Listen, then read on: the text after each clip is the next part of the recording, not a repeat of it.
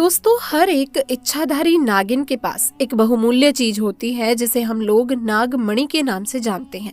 नागमणि से प्राप्त हुई शक्तियों के सहारे वो किसी का भी रूप धारण कर सकती है और कोई भी आकार ले सकती है।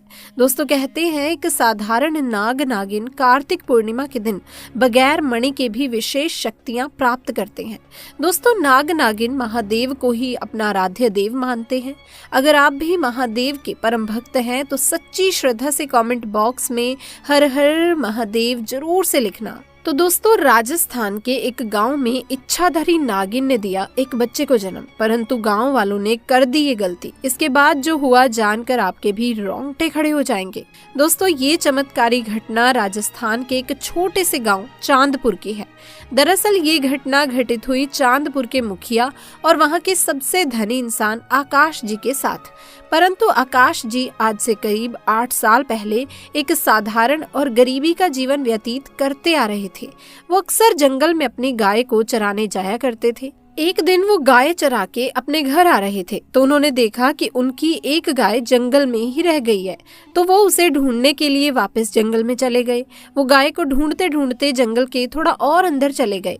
इस जंगल में एक इच्छाधारी नागिन अपने नाग के साथ एक विशाल पेड़ के पास रहा करती थी। वो नागिन गर्भवती थी। शाम का वक्त था और आकाश उस पेड़ के पास से गुजर रहा था तो उसे वहां एक तेज चमकती हुई चीज दिखाई दी, परंतु साथ ही वो दोनों नाग नागिन भी वहीं थे। उन्हें देख वो थोड़ा डर गया और तुरंत ही वहां से जल्दी से घर की ओर भागा। आकाश इतना घबराया हुआ था कि उस समय तो उसने पीछे मुड़कर तक नहीं देखा, परंतु उस रात उसके ध्यान में वो चीज जो चमक रही थी बार बार आ रही थी। वो इतना तो समझ गया था कि हो ना हो बहुत ही मूल्यवान चीज थी और अगर वो मुझे मिल गई तो मैं भी धनवान हो जाऊंगा। परंतु सबसे बड़ी मुसीबत थी वो दोनों नाग नागिन। अगले दिन वो वापस जंगल उसी पेड़ वाले स्थान पर गया और कुछ दूर खड़े रहकर छिपकर उस पेड़ के पास रह रहे नाग नागिन को देखने लगा। कुछ देर देखने के बाद उसने ध्यान दिया कि नागिन तो गर्भवती है। वो उस रात घर आकर सोचने लगा कि अच्छा मौका होगा जब नागिन अपने बच्चे को जन्म देगी तभी वो नागमणि चोरी कर लेगा, क्योंकि उस समय नागिन कमजोर होगी। बस नाग को मारना होगा। दोस्तों, कहते हैं अगर किसी नाग के मुंह की तरफ गोबर मार दिया जाए तो वो अपना होश खो बैठता है। अब आकाश हर रोज गोबर लेकर उस विशाल पेड़ के पास छुपकर सही मौके का इंतजार करने लगा। एक दिन वो मौका भी आया जब नागिन अपने बच्चे को जन्म देने वाली थी। तभी चुपके से आकाश ने नाग के मुंह पर तेजी से गोबर मारा और फिर एक बड़े पत्थर से नाग को मार डाला। फिर उसने नागिन और उसके बच्चे को भी मार डाला और उस मणि को उठाकर जल्दी से घर की तरफ निकल पड़ा।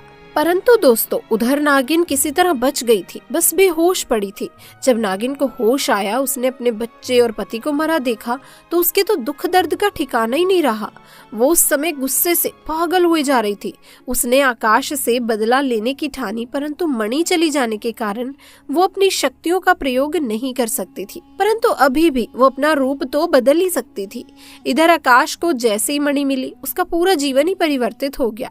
उसकी फसल इस बार काफी अच्छी हुई और काफी महंगे भाव में भी बिकी।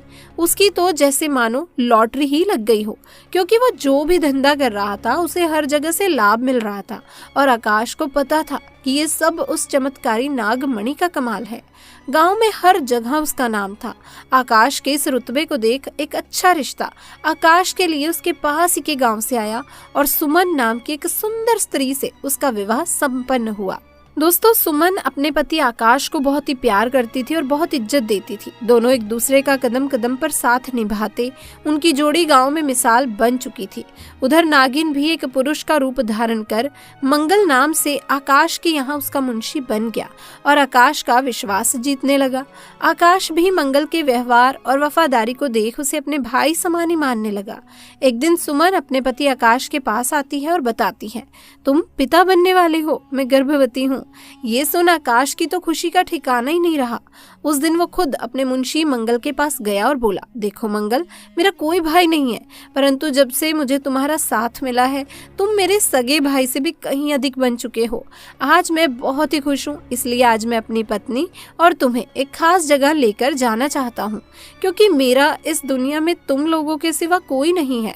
और वो अपनी पत्नी और मंगल को कार में बैठाकर गाँव के एक कोने में ले जाकर कार एक छोटी सी कुटिया के सामने रोकता है और बताता है कि जब वो छोटा था तब इसी कुटिया में उसकी माँ की जानों से जन्म देते ही चली गई थी। उसके पिता तो पहले ही गुजर चुके थे।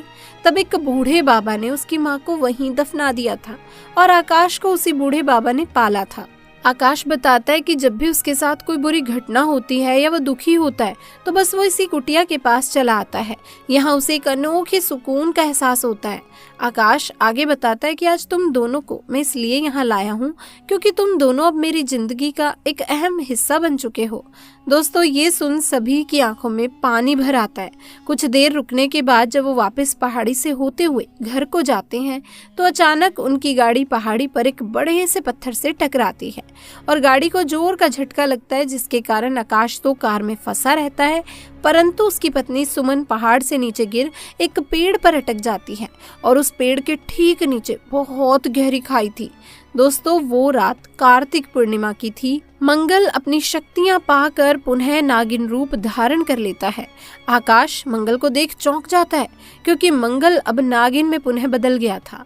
वो नागिन आकाश को बताती है कि कैसे ठीक इसी तरह वो भी इसी स्थिति में फंसी थी जब आकाश ने उसका पूरा घर संसार उससे लूट लिया था, उसके पति और बच्चे को मारकर, और आज मेरे पास बदला लेने का मौका है। आकाश घायल गाड़ी में फंसा हुआ था और रो रो कर नागिन को बोलता है कि भले मेरी जान ले ले, परंतु मेरी पत्नी गर्भवती है, उसे छोड़ दो।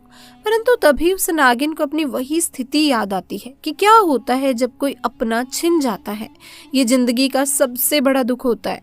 नागिन ने आकाश का उसकी पत्नी के प्रति सच्चा प्यार देख उसे माफ कर दिया और सुमन को उस पेड़ से निकाल बचा लिया तथा दोनों को हॉस्पिटल छोड़ खुद वापस जंगल में उसी विशाल पेड़ के पास चली गई।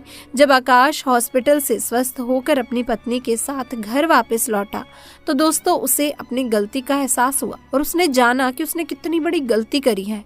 वो नागमणि को लेकर उसी विशाल पेड़ के पास गया और उस पेड़ के पास उस नागमणि को रख फूट फूट कर रोने लगा और शाम को वापस घर आ गया। तो दोस्तों, आप भी हमेशा ध्यान रखें क्योंकि नाग नागिन का प्रेम एक दूसरे के लिए अटूट होता है। ये एक दूसरे की दूरी को सहन नहीं कर पाते। अगर आप किसी भी नागिन के नाग को मार देते हैं तो नागिन अपने नाग की आंखों में देखकर ये पता लगा लेती है कि उसके नाग का कातिल कौन है। नागिन नाग के कातिल को 7 जन्मों तक नहीं छोड़ती, उसके पीछे पड़ी रहती है और जब तक दोस्तों वो उसे खत्म नहीं कर देती वो खुद भी चैन की सांस नहीं लेती। तो इसलिए आप ध्यान रखिए, कभी भी नाग नागिन से पंगा ना ले, वरना इसका परिणाम भयंकर हो सकता है। तो दोस्तों, कभी कभी इंसान लालच में इतनी बड़ी गलती कर बैठता है कि फिर उस गलती को कभी भी ठीक नहीं किया जा सकता और बस अंत में पछतावा रह जाता है। आपको ये घटना कैसी लगी, आप हमें कमेंट बॉक्स में आके जरूर बताइएगा। इसी के साथ इस वीडियो को लाइक करें, शेयर करें और चैनल को सब्सक्राइब करें। मिलते हैं किसी और वीडियो में, तब तक के लिए आप सभी का धन्यवाद।